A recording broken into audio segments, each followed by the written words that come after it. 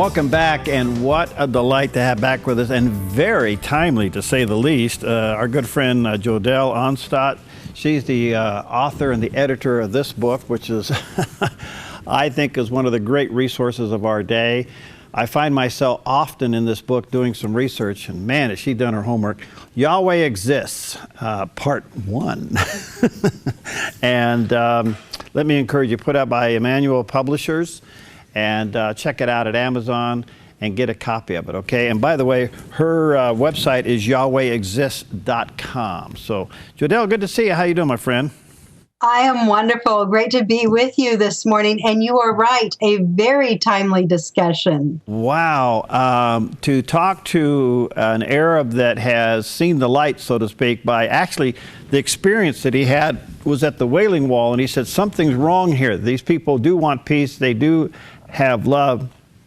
And to have a Muslim see that and convert from that is quite a deal. But the war exists, the conflict exists. Let's start with Iraq and Syria and what's happening over there, and how can we get a biblical perspective there? Well, you know, it's funny when we look at, or rather ironic. It is ironic when we look at the modern conflicts and we find that modern history, that the events that are unveiling before our eyes were spoken of 3,000 years ago. So you find that in particular, the conflict in both Iraq and Syria are mentioned in Isaiah 49. And it's uncanny. It talks about men dying in the streets. It talks about the conflict. And it even mentions particular cities such as Hamath and Damascus. There was a massacre that occurred in Hamas in 1982. And this war between the insurgents and those that want to dominate continues. And it's really this cry of freedom.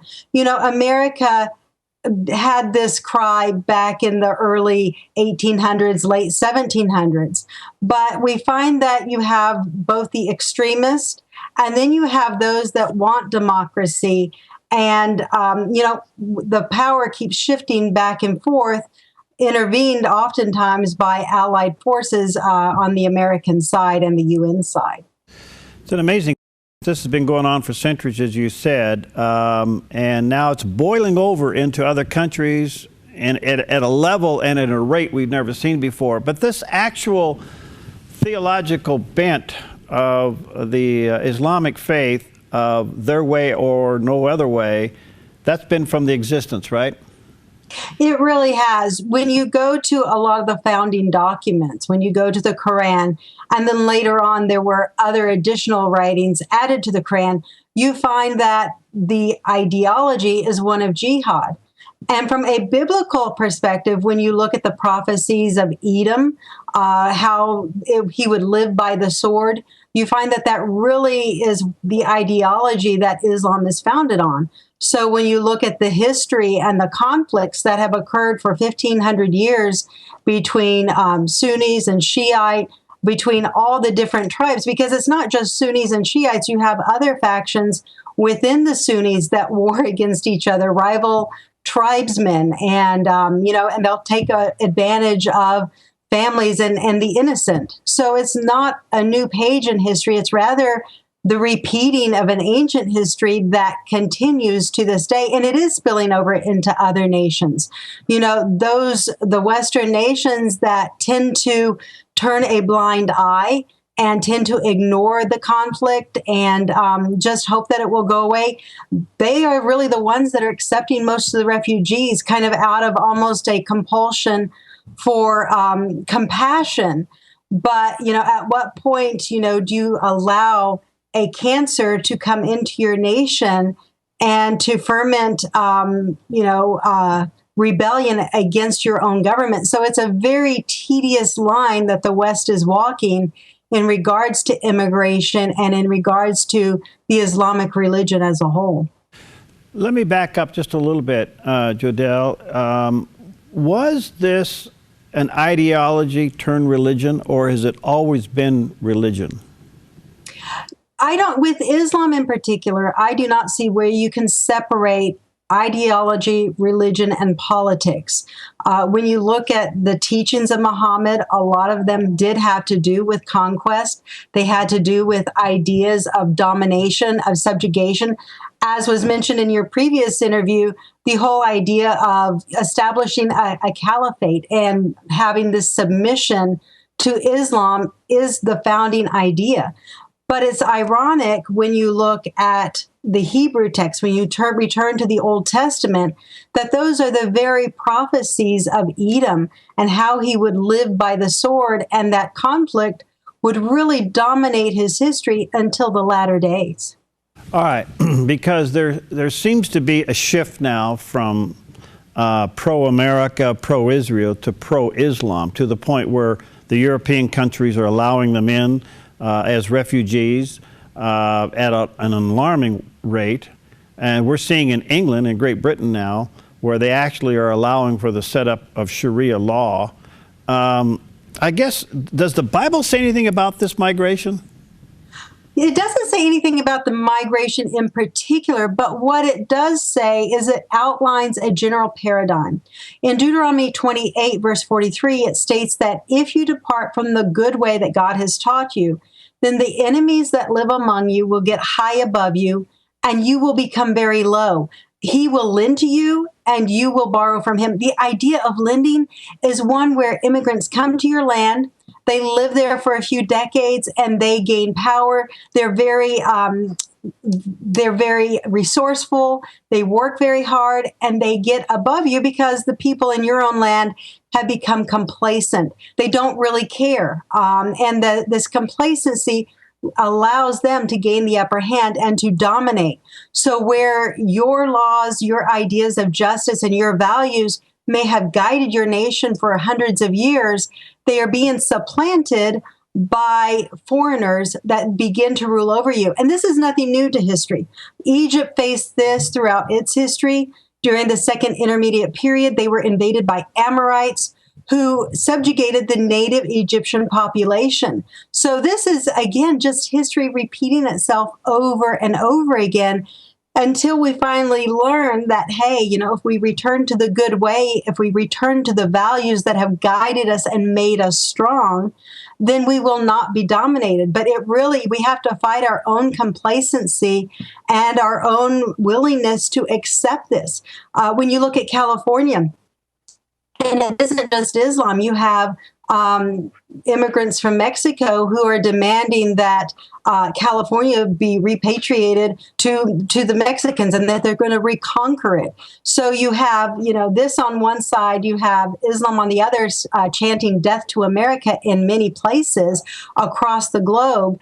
And so you find that when we depart from a righteous way, when our people on our foreign army, when our armies on foreign land do not uphold our core values that made us strong, we become very weak, and then we're able to be dominated by all these other factions that have ulterior motives and live by different standards and a different code. Only in this whole battle of the Islamic faith trying to dominate the world do they pre-announce what they're going to do. And in this communication age, we know exactly what they're going to do. Then they do it, and then we seem to be shocked by it. Then we don't want to offend them because they have the right of free speech to do it. It sounds like to me we've left our brain outside the door. I want you to comment on that when we come back. And again, Jodell Onstott with us. She's the editor of this incredible resource called YHWH Exists. Wow. I can't say enough about this book. I find myself often in there getting clarity. Go to YHWHExists.com. That's the website, YHWHExists.com. We'll be right back.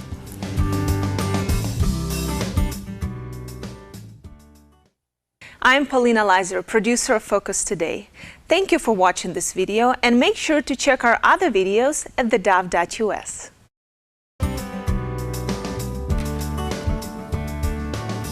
Welcome back, and what a delight and an honor to have back with us our good friend Jodell Onstott. She is the author and the editor of YHWH Exists, one of the great resources of our day, and that's also the website, YHWHExists.com, and she's helping us get a biblical perspective on what's happening with the incredible expansion of the Islamic faith and Muslims across the world, especially the radicals. And Jodell, you know what's so interesting to me is that we're allowing those people, our enemy, to say death to America, death to Israel, and to get away with it as a right of free speech, and yet we don't see it as a warning, while yet innocent people are being killed, especially Jews and Christians and women and children. And somehow we don't want to offend this. The question I would have, and takes you. You're a biblical scholar and a constitutional scholar. Is this what was meant by free speech? You know, this is one of those questions that is difficult because the ideas of free speech are very broad under the U.S. Constitution. Biblically, free speech ends where I threaten you. So if I threaten you to do harm, then my right to free speech has been lost. But this distinction is not made where this idea of self-preservation is not readily acknowledged by today's generation. Historically, it has been. When we felt threatened in World War II, we went to help. We went to fight for liberty and for freedom. But modernly, the ideas of right and wrong have become so skewed because they have no foundation. We no longer look to the Constitution. We no longer have biblical values. You know, both Madison and Jefferson said that that the U.S. Constitution was so broad that you had to have a moral and a very religious, biblically based society in order for the Constitution to work. So it was seen to be a complement to govern our society. So with the loss of the Bible being a source of reference, we are really a ship without a sail, just kind of floating on a sea with nowhere to go. So our policies are really just stick your finger up in the air and see which way the wind blows.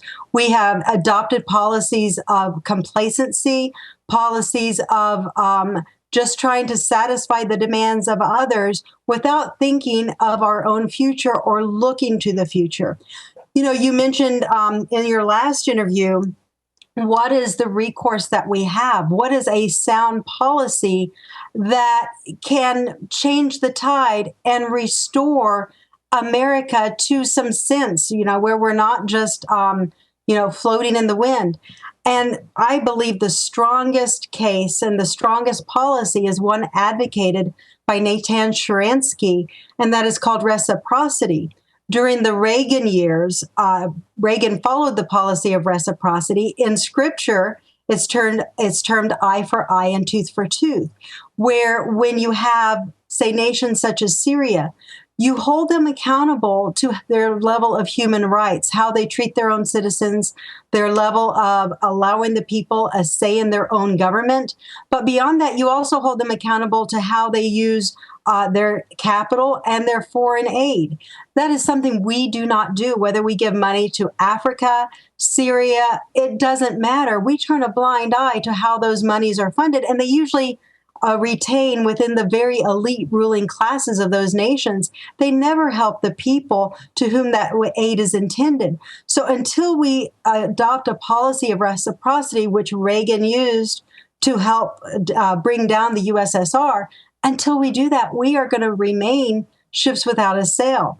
But the key with reciprocity, it is based on values and standards of human rights that the Islamic world may not agree with. So we have to really stand up for our own values rather than just rolling over backwards to accommodate and please everybody else.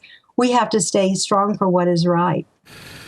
Well, that's so well said, because we will be strong in criticizing China for its human rights violation as it relates to children and women, and yet we are totally silent on Iraq and Iran and Syria on its treatment of women. We're in the middle of a political campaign where we're saying women's right for abortion, women's right to vote, women's rights for this and that, and yet women under Islamic philosophy has zero rights. In fact, they are killed and persecuted. We're not consistent with who we are. Very true. You know, the whole feminist movement is really one of self-destruction. You look at the founding of Planned Parenthood and the ideas of abortion, it's not for preservation of society. In the very first covenant that God gives to Abraham in Genesis 12, he promises him a multitude of seed. This promise is to ensure that Abraham's children as a nation, the children of Israel, can protect themselves. I mean, look at how the Shiites have been dominated for this by the Sunnis for centuries. I mean, when you are a smaller population, you have a more difficult time in establishing your rights and your freedoms. And this is for all societies, not just within America, not just within Islam. So when we turn our backs to that in America and we allow our people to just destroy themselves, to not reproduce, then we limit our own potential. One of the reasons why we are facing this threat of Islam is because the average Islamic family has about 9 children per family. So compared to America, who has like 1.8 or 2 children per family. So when you do the demographics and you work the statistics, you find that this is actually a military threat to America. And previously you had discussed that the Muslim extremists are only about 10%, 8 to 10% of the society. Well, given 1.8 or 1.5 billion Muslims, that's still 1.2 to 1.5 million Muslim extremists that have the potential to do a whole lot of harm. But we are silent. You know, feminism looks towards just the elite few in America as far as having the rights to self-determination, but we are utterly silent when those rights are dealt with in other nations, especially Islam or say India, where women are historically, they're battered, they are oppressed, and their voice is not heard. You know, our movements here in America, our feminist movements, become silent. So it is a double standard, and one that if we are going to achieve a universal level of human rights, that we have to fight for, no matter whether we're American, whether we are Islamist, whether we are Indian, no matter where we come from. It is something that has to be universally upheld and a right that we have to fight for and not be complacent with. Very well said. Let me ask you this. We've got about 3 minutes, Jodell, and that is the refugee issue. They're leaving these countries by the thousands, hundreds of thousands, and they're seeking asylum in other countries. The question then becomes, are these true refugees running for their lives when we know infiltrated in with them are those who have motives to take over? How are we to treat this? What's the biblical response to this? The biblical response would be to establish the people back in their own homeland. And I do believe that with Islam in particular, you have to start with a strong dictator. But this dictator has to be held accountable.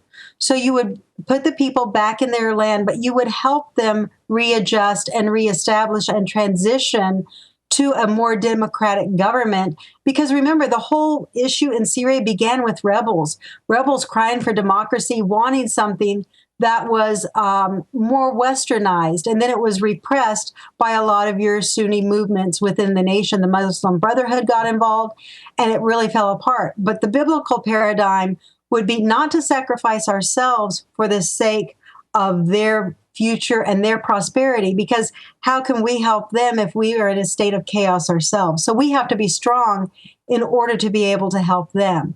And that is their homeland, you know, and that is where they need to be. But again, we need to ensure that stability, and we have to have high values and standards as a society in order to do that. Is it too late for Europe? I hate to say no. I really don't think so, but I think it will take perhaps some horrific events for Europe to wake up and to come around to the fact that appeasement is not the method that works. It didn't work for Hitler, and it won't work now for people that want to establish a caliphate throughout Europe. Well, Paris was a warning, and it seems like Paris may have had a change a little bit, but that was the biggest and latest warning. In fact, it seems like France is supporting Israel more than the United States is these days. Yes, thankfully France is kind of having an epiphany, and I hope that that will continue. I think that the United States is very pro-Israel, but our voice has been silenced through our leadership. So hopefully, after the election, with new leadership, that resolve to stand with Israel will be vocalized once again, and we can draw some, hopefully, reestablish some old alliances and confirm our commitment to the state of Israel. All right, about 30 seconds. It's unfair, I realize that, but biblically, doesn't this get a little worse before it gets better? You know, the thing with Scripture is that it is always based on personal choice. So we have the option of, yes, it getting worse before it gets better, but we also have the option of it getting better. It comes down to, will we refuse evil and choose good, or are we going to remain complacent? If we remain complacent, then, the tidal wave is already there. It's cresting and it's heading towards land, but it can be stopped and it can be reversed through a return to the way of God. And when we do that, it says that a righteousness covers a multitude of sins. So when you do that, it can really reverse the tide that has already begun. Jodell, you're a delight. Thank you. Again, YHWHExist.com is the website, YHWHExist.com. Thank you for your time, and thank you for your efforts and research and your diligence. Look forward to many visits ahead. Have a great day. God bless you. Okay, we'll see you.